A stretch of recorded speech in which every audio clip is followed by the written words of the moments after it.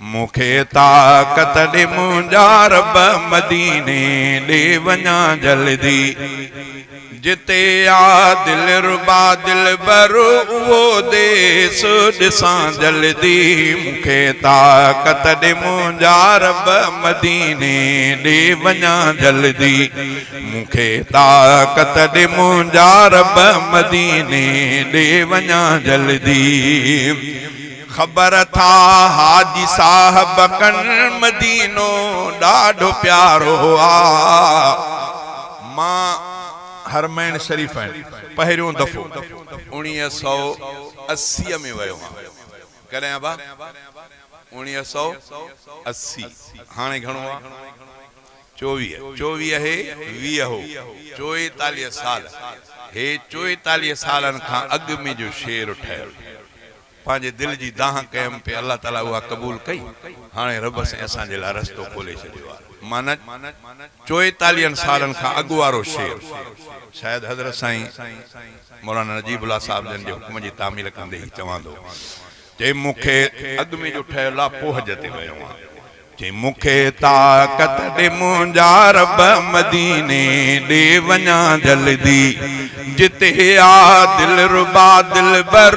वो देस ॾिसां जल्दी मुखे ताकत दे मुंहिंजा रब मदीने दे वञा जल्दी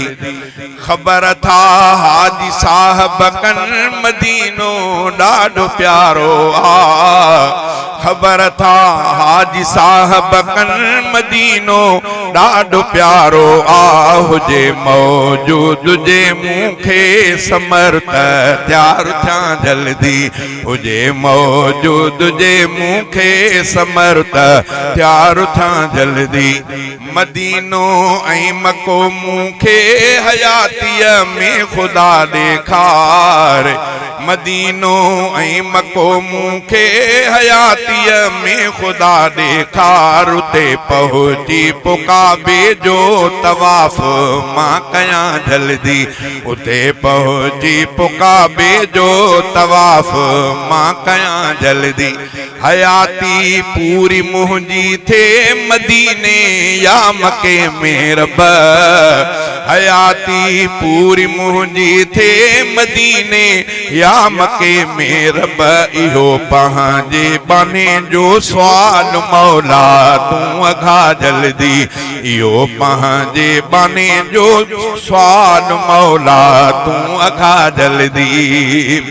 उम्मीदें आसरो तो में आसी बदकार जो आहे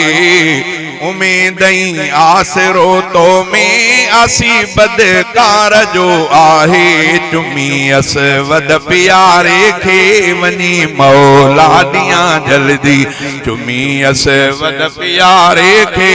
वनी मौला दियां जल्दी हितां जे बादशाहीअ खां उतां जी आ फ़कीरी वधे हितां जे बादशाहीअ खां उतां जी आ फ़कीरी वधे पोइ अहिड़े अमन वारे मुल्क खे ख़ालिक पसां जल्दी अर्ज़ो इमदाद जो ही आ इहो मक़बूल कर मौला अर्ज़ो इमदाद जो ही आ इहो मक़बूल कर मौला तमन्ना दिल में बेहद आ वनी ज़म पिया जल्दी तमन्ना दिल में बेहद आ वनी ज़म पिया जल्दी जिते आ दिल रुबा दिल बर वो देस ॾिसां जल्दी मुखे ताकत दे मुंहिंजा रब मदीने दे वञा जल्दी।